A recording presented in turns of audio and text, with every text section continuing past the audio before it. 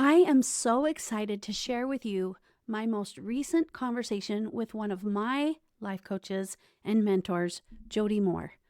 After earning a master's degree in adult education and training and working in corporate as a leadership coach for years, Jody Moore became a master level life coach through the Life Coach School and has helped over 100,000 individuals become happier and more successful in all areas of their lives through her coaching practice. She specializes in helping moms with Christian values and in coaching other coaches to build successful businesses. She is best known today for her Better Than Happy podcast, which has over 17 million downloads, as well as her book of the same title. I met Jody in the fall of 2019. I had been listening to her podcast for a while, and I was so intrigued with what she was sharing. I was struggling in my life, and her message just resonated with me. When the opportunity came up to go and learn from her in person, I took the chance. I've spoken about this experience on the podcast before, but essentially that choice changed me and it changed the direction of my life. Welcome to the Seasons of Joy podcast. My name is Jill Pack, and I am so glad you're here. This is episode number 190, entitled From Surviving to Thriving in Your Next Chapter with Jody Moore. This conversation is a full circle moment for me, and I am so excited to share it with you. Together, we explore the difference between surviving and thriving in life's transitions, especially for midlife women navigating that unsettling shift when kids leave and familiar roles fade away. Jody offers honest insights about her own struggles with change, the importance of reconnecting with your desires even when they feel selfish, and why your wants are actually God-given information worth honoring. If you've ever felt lost in transition, disconnected from what you want, or uncertain about your purpose in this next chapter, this conversation offers both practical wisdom and genuine hope. As Jody reminds us, it's never too late to reconnect with yourself, and that reconnection transforms everything else. So here is my conversation with Jody Moore. Welcome, everyone, to the podcast. I'm so excited for this conversation today. I was telling Jody before I hit record, this is a full circle moment, and we'll get more into that as we go. But Jody, I want you to introduce yourself, even though my audience knows who you are because I've mentioned you before and they probably follow you too. So just give us a little intro of you, and then we'll just dive in. All right. Thank you so much for having me. I'm Jody Moore. I get to work as a life coach. I help people with all kinds of life challenges, relationships, health goals, habits, whatever else comes up, money. And I also do business coaching. I train coaches and I help other coaches build their businesses. So I love what I do. I've been doing this over 12 years now. I love getting to meet people like you, Jill, and also the insight and growth that I get from staying immersed in this work. And yeah, I got 4 kiddos. 2 of them are in college now. Yeah, that's hard to believe. I heard you say that one day and I was like, they can't be that old. Yeah, that's my thought too every day. Yeah. Yeah, it's kind of weird. So yeah, I'm kind of Yeah. starting to transition into that next phase of life too, and it's always something exciting to Yeah. explore. It's an adventure. That's what I say. It really is. It's an adventure. My husband will say they should sell tickets to life. Seriously. It's like, So good. you just can't make this stuff up. Like a reality show. Yeah. Yeah. Just like that. So maybe just for a second, tell people, how did you come to coaching? I know a little bit of the story, but what kind of brought you to this place in your life? Yeah. I was working in corporate and, like newly married, having babies and stuff. So trying to navigate just all of that change and chaos and, that time of life. But I ended up in my corporate job becoming a trainer. I trained salespeople for a long time, and that led me then into becoming somewhat of a leadership coach. So I was exposed to coaching in that format in a corporate setting with the intent of I was supposed to coach managers and directors of sales teams, basically. But the tools that I was taught and some of the people that I got to work with were really life-changing, and they were just beyond anything I'd seen in corporate before.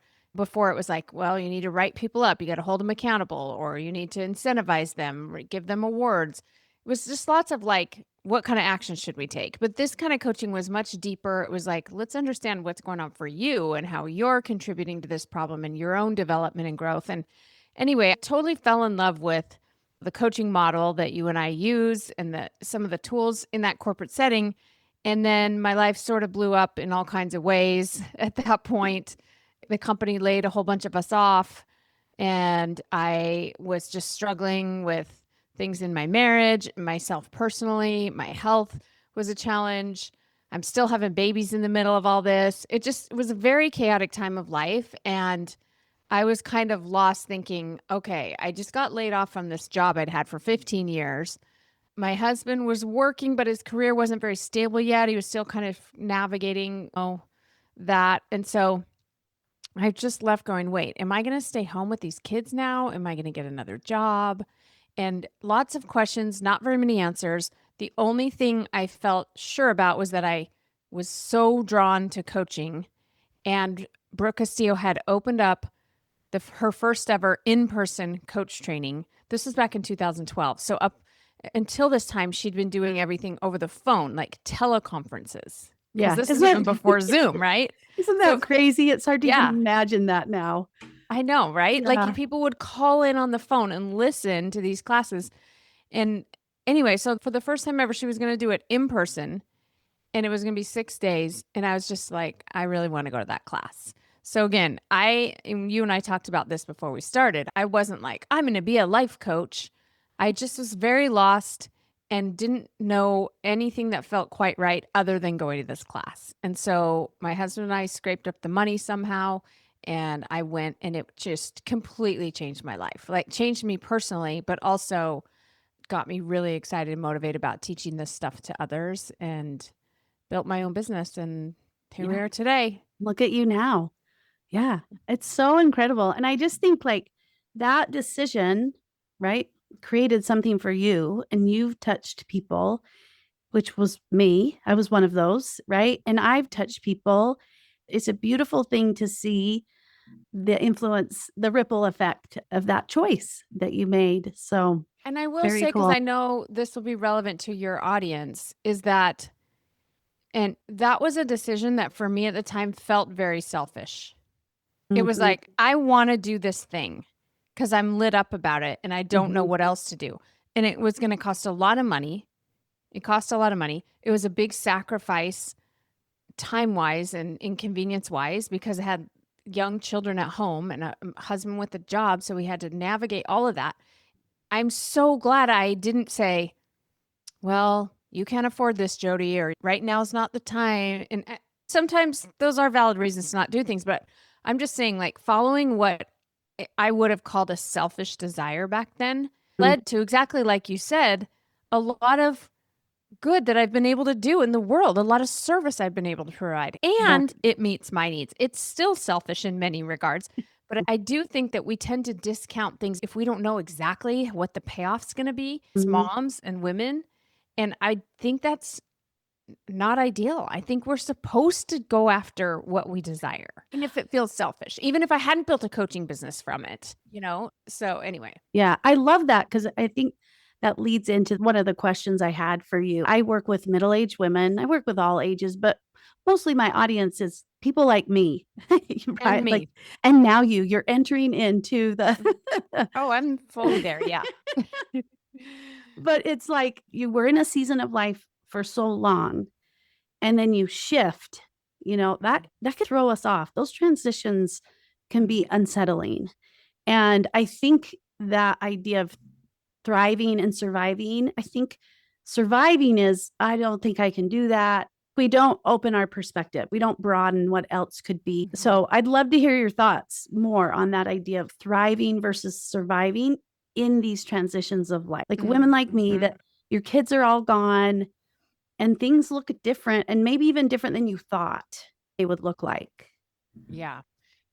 I will say I have a track record of really struggling with transitions. Starting when I graduated from college, I went to Utah State. Go Go Aggies. Aggies. Yeah, go Aggies.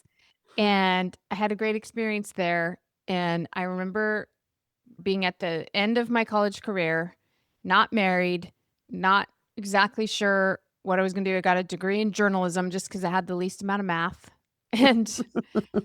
And there was a career center, right, where you could go. And so I walked in the career center and they said, "Can we help you?" And I was like, "Yes, I'd like a career, please, before I leave." Well, obviously they laughed at me like, "Do you want help with your resume?" Or like, anyway, I just remember getting out of college. I moved from Logan down to Salt Lake City with a girl that I kind of knew and became good friends with, but I was so lonely, so lost. Took like just whatever job I could find where I was sitting in a cubicle 8 hours a day now doing work that I was not good at and not even enough work, mostly sitting in the cubicle waiting for somebody to come and ask me to do something. Like it was awful. And I sunk into like the deepest despair. I was like, I don't like working. I don't like being away from my friends and family. I'm lonely. I just didn't have anything I was looking forward to. And anyway, that was a really tough time for me. And at the same time, I was like, I have nothing to complain about. There are people with real problems, people who are sick, people who don't have a job, like I just felt guilty for feeling that way. And so, in answer to your question, I think that the best way to what you're calling thrive, right? Quote unquote, Mhm. thrive is to stop thinking that you should be thriving. Yeah. Love It's that. to be like, oh, this is one of those times when I'm a hot mess on the bathroom floor crying.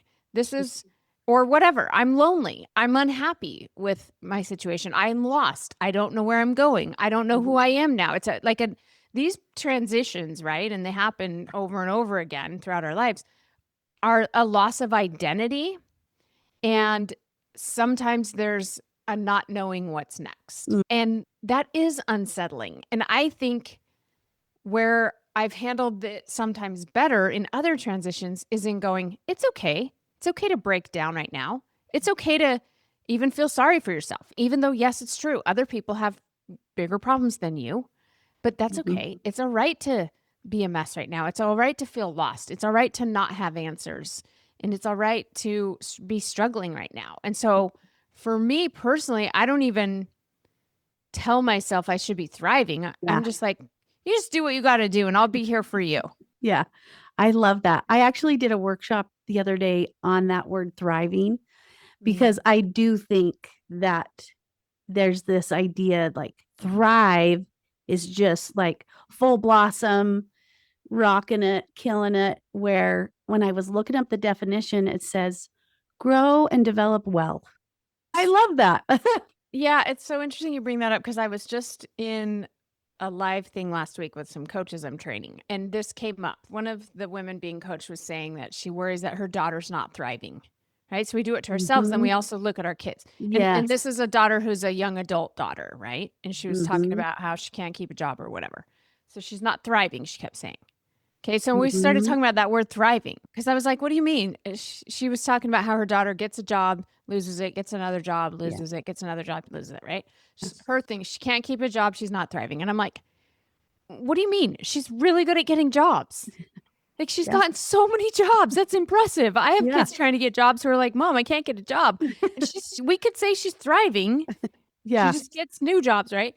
Okay, so then somebody in the class who has kind of a medical background is like the word thriving traditionally comes from like a medical setting, right? Where they're like, is this Mhm. patient thriving? And I don't know the exact definition. Maybe it depends on what department in the hospital you're in, but it's like, Right. do they have a heartbeat and a Yeah. pulse? Are they breathing? Are they breathing on their Yes. own? Can they keep food down? Like it's Yes. pretty minimal. Like, and then they're like, okay, Yes. thriving. Now you can go home. I was like, yeah, that's so interesting. And then we get out here in our lives and we have these big expectations that our kids should have careers and we should Yeah. be actually thriving just comes from like, you're going to be all right. You're not going to die Yes. today. Yeah. You're alive.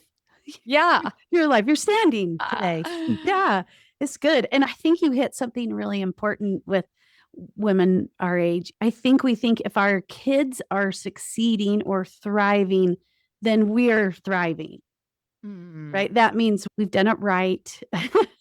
And so I think it's a little easier to think we're thriving when those relationships look a certain way. I just think it's so important to really dangerous. step back and go, what do we mean by thrive? Like life's this. and we Mhm. just put one foot in front of the other every day, and that's thriving. You're right. It's seasonal, it's up and down. For me, I think less about like, am I thriving? And I think more about like, do I have a healthy relationship with Mhm. myself?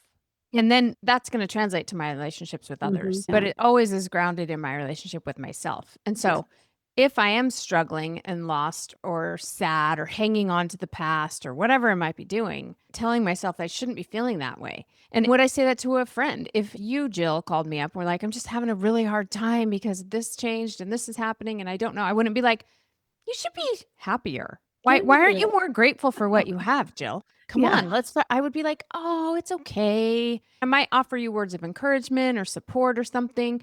Most of us talk to ourselves in a way that we wouldn't talk to someone we care about. And I know that sounds trite. We've all heard that a million times before, but nobody really knows how to change it. And it really just Mhm. starts from paying attention Yeah. to little things that you say. Start by noticing what you say out loud.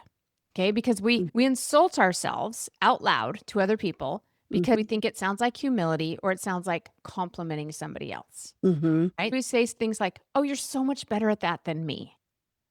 You're so good at that. I'm terrible at that." It feels like I'm complimenting you and I'm being humble. But imagine again, if I have a kid next to me, would I be like, "Your friend is so good at that. You're terrible at that."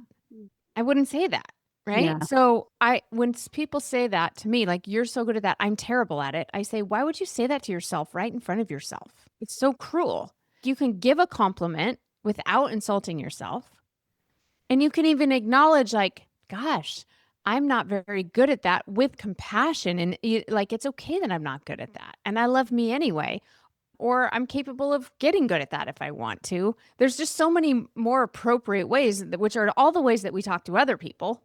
And so you have to start paying attention and being more strict with yourself. When I point this out to people, they always go, "Yeah, yeah, you're right. I know I need to be better at that."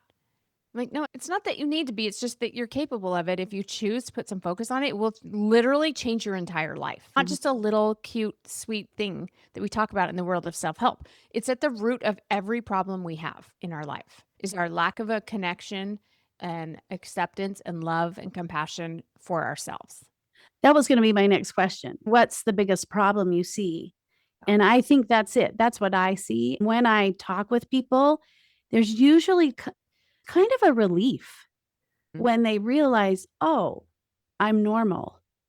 Mm. Oh, other people struggle with this too." And I don't think a lot of women really understand the importance of the relationship that they have with their self. Yeah. And like you said, that foundation of every other relationship in your life. Yeah. Yeah. It literally is. Yeah. I think they feel the relief, right? Because that's compassion now.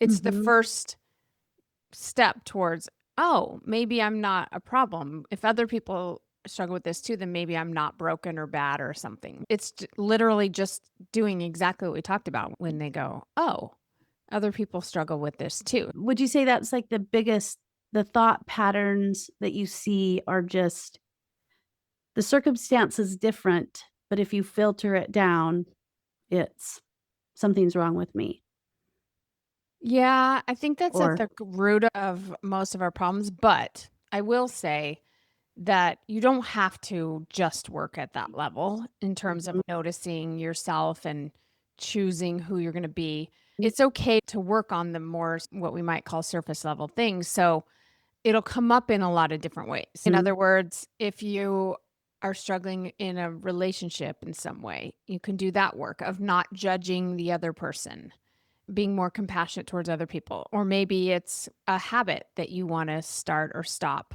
and you can work on habits. You can work on other things and it's going to impact your relationship with yourself, or it will give you the opportunity to notice your relationship with yourself and do that work. So it doesn't Mhm. mean that all we're doing is sitting around trying to Yeah. be nicer to Yeah. ourselves, but Yeah. I do think it's at the root of it. And I think the other thing is just a resistance of reality.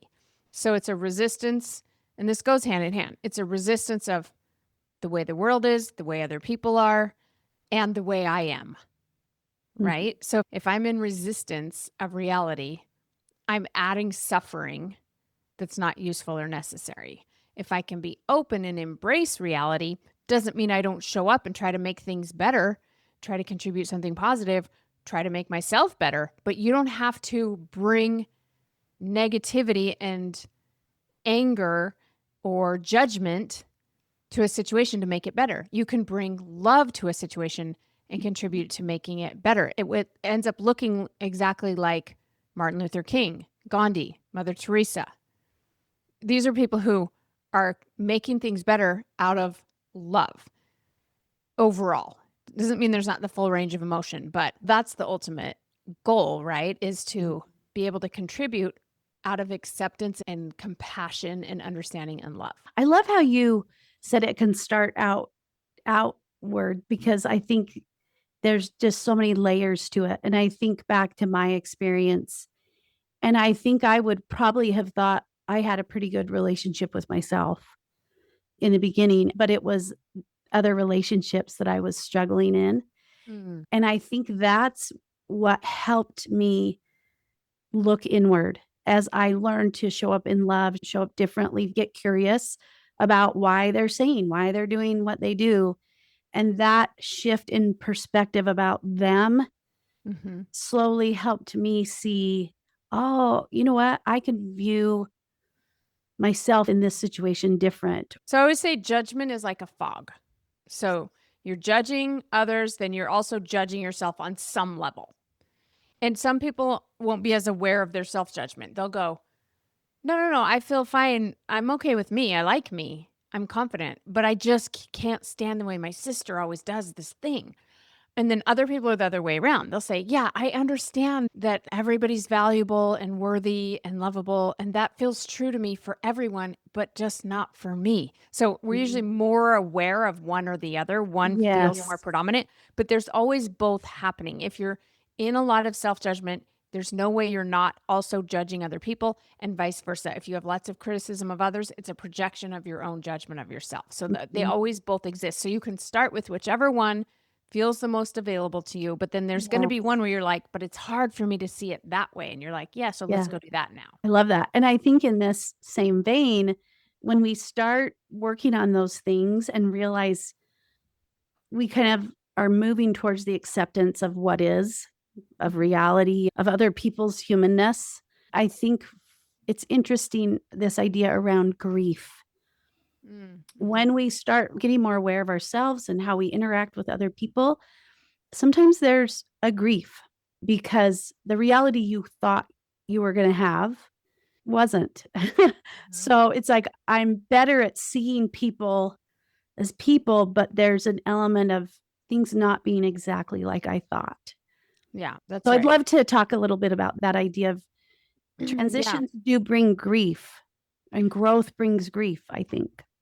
Oh, yeah, it definitely can. And just life sometimes changes, the life experiences invite for us an opportunity to grieve. So I think that, again, this kind of goes back to what we are saying in the beginning, that if I expect myself to just be thriving, the grief may not look like what in my mind is my definition of thriving. Grief is messy and complicated and comes and goes and might last a lot longer than we think it should, kinds of things. And so it's giving yourself permission and opening up to feeling all those feelings, right? I mean, this is even like what the latest world of psychology in the more scientific realm, they're discovering that not feeling emotions is actually very bad for us. Even stress, right? One of my favorite books called The Upside of Stress by Kelly McGonigal. And she talks about how for years she went around teaching people that stress is bad for you.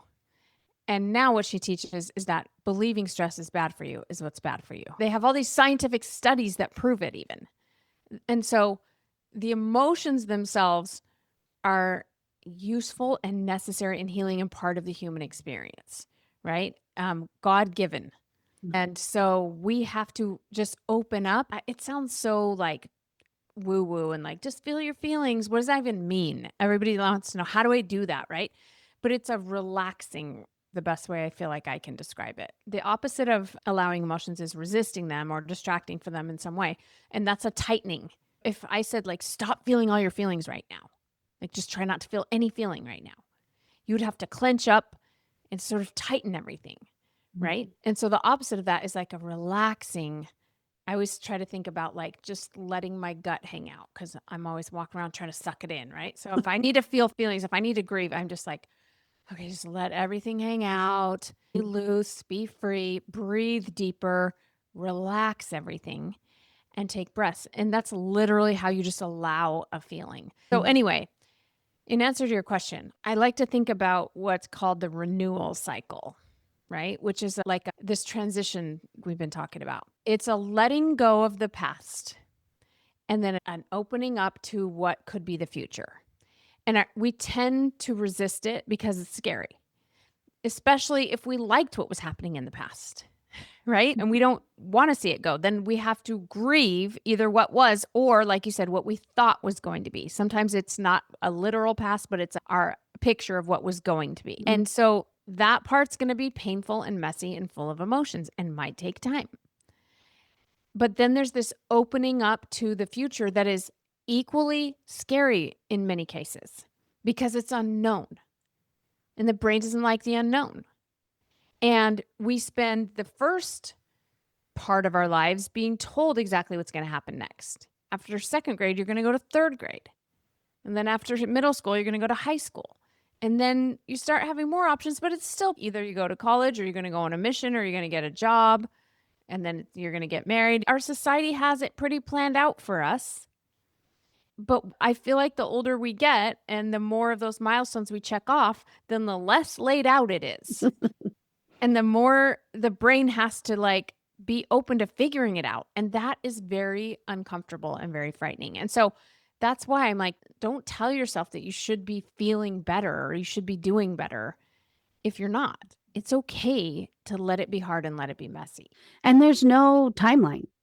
I think some No. people, right? There's a lot of like, I should be over this by now, or I should have it figured out by now, or I should this or that. And it's like, maybe. Yeah, which is another resistance of reality, Yeah. right? So when they say I should have this figured out by now, I'm like, oh no, you absolutely should not. Yeah. How do we know? Because you don't have it figured out yet. Well, that's very Byron Katie. Like Yeah. when you argue with reality, you lose, but only 100% of the time. If you open up and allow the emotions and allow yourself to struggle, the irony is it does actually go faster. But you can't do it with the agenda. If I allow this, then I'll get through it faster. That's resisting it. Wanting to get through it faster is not allowing it, not being willing to experience it. So you have to genuinely be like, okay, I could do this as long as necessary. And then the ironic part is it does go a lot faster. You move through it so much faster. I remember that was probably one of the biggest things I learned from you in the beginning. The idea of the emotions of all of them, the 50-50. Life isn't meant to be perfect all the time. That's actually why we're here, is the opposition of life. That's where we grow. It brings richness. I often tell people that 50-50 or just that opposition, that idea of opposition is what brings richness to life. Yeah. And it's hard to see that when you're maybe in the middle of it, but I had a couple of experiences where the contrast was so big when I let myself just go, okay, this is anxiety. Okay, I feel it because of something I'm thinking right now. I just walked myself through it and it really did soften. It didn't go away, but it softened in 90 seconds roughly. And I could go and I could function and then it dissipated. It was such a powerful experience for me to really recognize, okay, this is what I've been learning and this is the practice of it. And I'm okay. I actually feel better because I've allowed myself to just experience that and realize that's not going to kill me. And it actually moved me through this really hard thing. Yeah. And we actually need more pain, I think, than we have in our world today to truly thrive. Here's our word thrive again. According to Anna Lemke of Stanford. No, she's from Stanford. Anyway, she's over the addiction and recovery at Stanford University. And she has said that the brain actually seeks a pleasure pain balance. That is how we operate best, is when we have a balance of pleasure and pain. So if you think about, the whole like, okay, I could give you that thing or you could earn the money to buy the thing. Which one is more satisfying? Earning it and then getting the thing. And we always say, yeah, then you appreciate it more. But It's because we have the pleasure pain balance. If Mm, I work an appropriate amount to then get the reward of the work, the money, the thing I was going to buy, whatever, my brain is very satisfied because I have balance. mm, In today's world where we don't have to work for things like we used to, we don't even have to go to the grocery store. We just get online and click, click, click, click, click, and they show up at our front door. The world has made things easier and easier and easier and easier, which is awesome. mm. But we need pain, we need struggle to grow. Like you said, growth comes from challenge. Same way our muscles grow by breaking down because we lift heavy weights, our spirits grow because we break down by experiencing challenging things. So Yeah.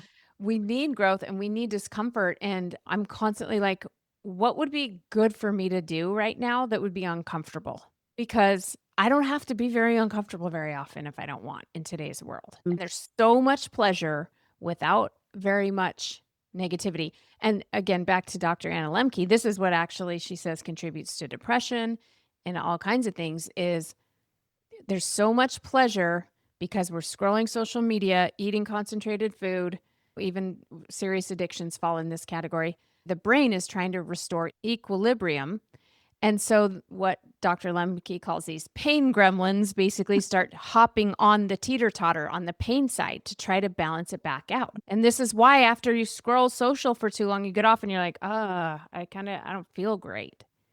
And it's your brain trying to restore that balance. And so when you talk about like, well, I just was anxious, so I just decided to relax and open up and be anxious. And instead of hitting an easy button, like, let me just have a chocolate bar, that'll help take the Yeah. edge off or whatever.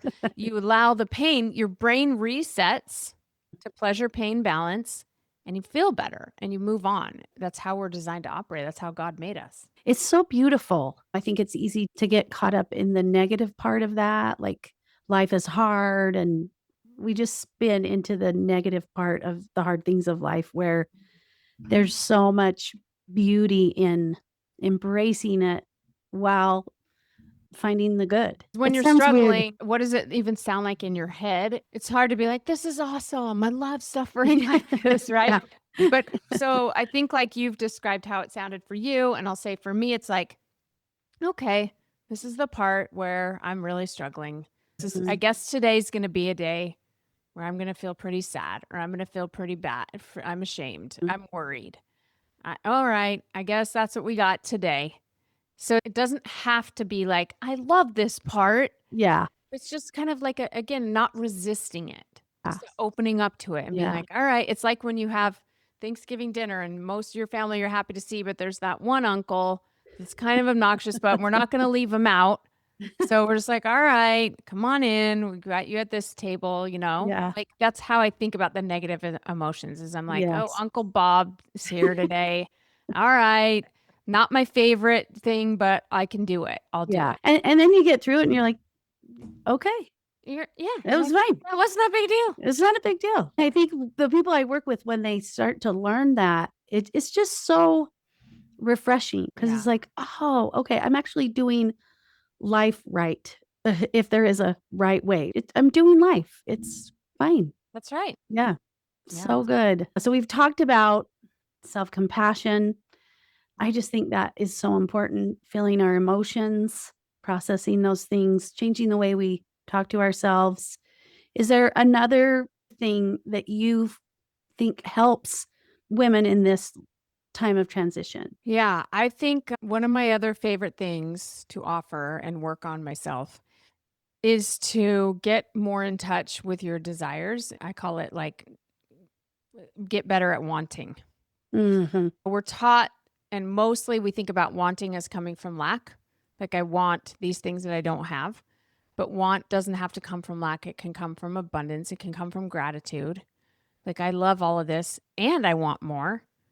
Or I want all of the things I have. And it's like an elevated form of gratitude. But so many women I find, especially at this phase of life, right? It's like we've just spent so long paying attention to what everybody else wants and trying to meet everybody else's demands and desires Mhm. that they're left going, I don't even know what I want. I don't know what I'm passionate about, what I'm interested in.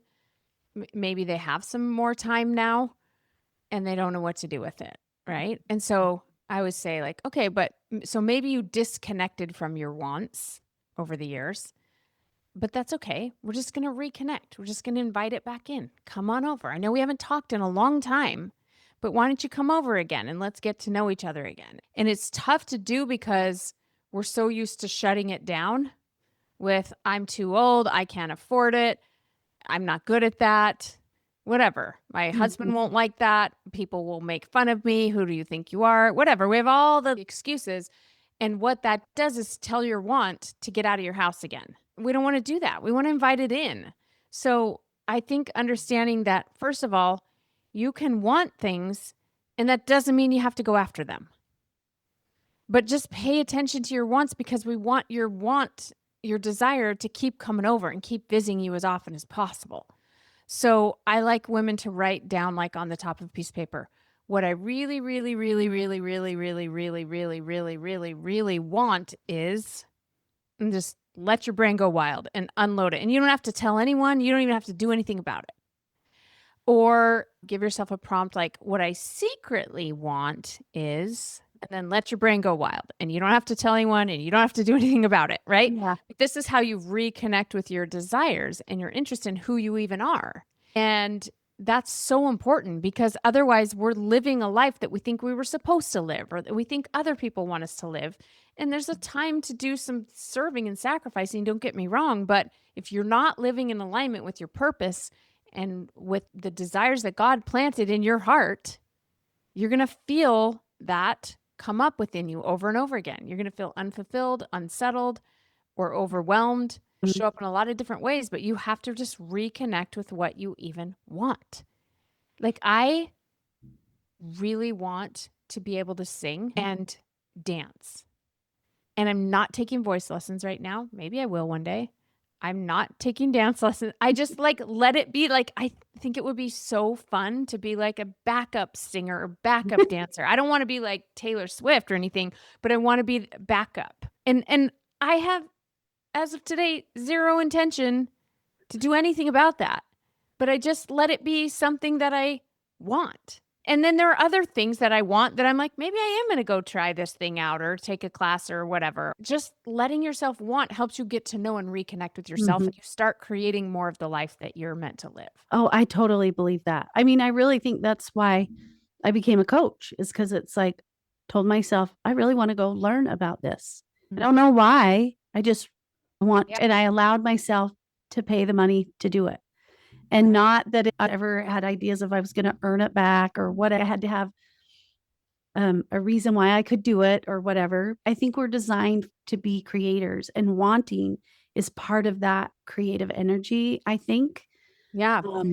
And even like, just to piggyback on what you just said, like Brooke Castillo, who we both know and have learned from, she's the one who trained me originally, right? That's where I first discovered, like, the woman who taught me this in corporate was trained by Brooke Castillo, right? Brooke Castillo just wanted to be skinny, okay, years ago.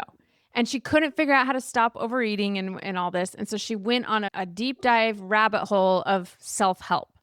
And that led her to learn all the things that she learned so that she could go on and create the tools that she created, so that one day then I end up in her coach training and you end up learning from her and from me.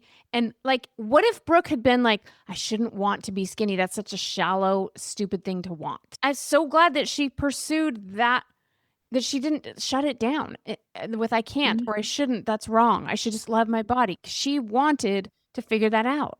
And Yeah. if she hadn't, we wouldn't have benefited from all the work that she's done. So again, we don't always know how it's going to play out like that. But I just think our desires are God-given. And I do worry about women constantly shutting that down. And then the counter argument is, well, if we all just do what we want, who's going to serve? Who's going to volunteer in the schools? Who's going to help the sick and the needy? And I say, no, we want to be people who want to serve also. Yeah. It's Right? not one or the other. No. I'm like, what do you mean? Do you not want to serve? You don't want to help other people. That's why you and I got into coaching, because we wanted to help people, right? And we all have that within us. Everyone does. Maybe it gets covered up by trauma or pain or whatever. But every one of us wants to help people. But in what way do you want to help? Yeah. What does it And look like?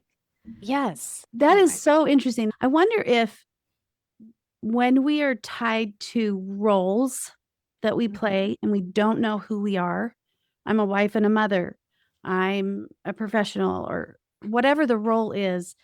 And when that transition comes and we kind of lose our identity in a way, during those roles, it's hard to want because Mm. we're focusing on being this thing. I don't know if that's making sense, but for me, I was at a point where my kids were all leaving and I had the cliche saying of I don't know what my purpose is, and I felt lost, and so I didn't know how to want. I didn't know how to explore and be creative. So it kind of piggybacks on what you were saying. I wonder if we're so focused on the role that we're playing that we have lost it because we haven't connected with ourselves and who we are.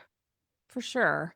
And I think it has to be a balance. Like, of course, as I'm raising kids or in my marriage, whatever, I want to know what my kids want and what does my husband want. And in my business, like, what do my clients want? All of that's relevant information for me, but my wants are just as relevant. Mm, Like in my business, for example, there's what my clients want from me, and there's what I want from my life and from the business and etc. And I'm trying to just find the equilibrium of that. Right. mm, So, what I see a lot of women do is their wants get set so far aside that they don't even know what they are anymore. Right. They're like, I don't even know what I like because they've just put everything into what everybody else wants for them or expects of them. mhm, And so, again, I'm not saying we don't sacrifice sometimes and go, I don't really want to do this, but my kid wants it and I want to be there for them. So, I'm going to do this thing. Or in mhm, my business, same thing. Right. But my desires actually are the most important information for me. And followed by that is then what everybody else around me wants in whatever given role I'm in. mm, And that's how you make decisions. But you're right. A lot of women have not done that at all. They've mhm, done what they thought was expected or what will keep everyone else happy. And then we're all walking around pretending, lacking integrity, mhm. resenting everyone. That's what that leads to Yeah. ultimately. It's not real connection. It's not honesty. Mm. It's not genuine. And it feels awful. The older I've gotten and the more I understand what I want and what I want to create in my life, it helps me interact with people better. It helps me have more confidence. It helps me in all these other areas because of the wanting, because of the creating and the growing. It just naturally affects those other parts of me. Well, for sure, because like we said before, it's your relationship with yourself, right? So what you want exists whether you acknowledge it or not. So if you've just been ignoring it, constantly going, no, no, no, we don't have time, we don't have money, we think about that, that's wrong, you shouldn't want that. It's like having a child. If you said that to a child over and over and over again, you would erode that relationship. They would stop coming to you after a while, or they would resent you or whatever. So when you start reconnecting with it, you're actually reconnecting with yourself. What do you want, hun? What do you Mm, think? What do you like? What do you not like? And again, doesn't mean I can hear my child out. What do you want? Tell me. It doesn't mean I'm going to grant everything you want or my clients or whatever. I want to know what you want. And that doesn't mean I'm going to be willing to meet your every demand, but I'm curious. I want to know it. That's a healthy relationship. So when you reconnect with yourself, then yes, it becomes easier to reconnect with everybody else around you. mhm. Everything in life gets easier when you have a solid connection with yourself. So good. Yeah. So good. I can talk to you for hours, Me but I won't too. do that to you, Jody. Such good information. You just have a way with words and an ability to make this relatable to other people. So thank you for being here. And I just want to end with this question. What can you offer to help people have hope in this next chapter? If they're feeling maybe some of the things we've been talking about, like their relationship with themselves, their inability to want, how could they find hope in this next chapter? Well, it's never too late. It's never too late to reconnect with yourself. It's never too late to learn these things that we're talking about here. And I will say that give yourself the gift of working with a coach like Jill and invest something, invest some time, invest some money and go all in on having somebody like Jill, who's highly skilled and has done this work herself, guide you through an exploration of what's going on in your mind and how that's affecting every area of your life. And I'm telling you, it's transformative. It's transformative in so many ways. And so I know you and I both work with people of all ages, but as I work with people who are in midlife and then beyond, I often hear like, "Oh, I wish I would have known this when I was younger." And I say, "No, no, no. If you were supposed to know it when you were younger, you would have found it when you were younger. This is the perfect time because it's showing up in your life right now." So I would say give yourself the gift, if anything here has resonated for people, of exploring it more. And I know Jill takes really good care of people, and I would say go for it, friends. You're so sweet. I wasn't having you promote me. I know you So weren't, you're but so nice. that's my recommendation. Yeah. Well, and I was gonna tell people, Jody has a book called Better Than Happy, Yep. so worth the read, and she has her podcast, Better Than Happy, same name, and you have a membership that's Yeah. really a low entry for people, so there's so many options for people to work with a coach That's right. wherever they're at. That's right. Lots of Coach help. change, yeah, Everything from free to high end, high touch. Whatever you want, dive in somewhere and try yeah, something, I would yeah, say. Yeah. awesome. Yeah. Well, Jody, thank you so much You're for being welcome. Thanks here. for Thank having me, you. Jill. So So fun to talk fun. with you. So fun.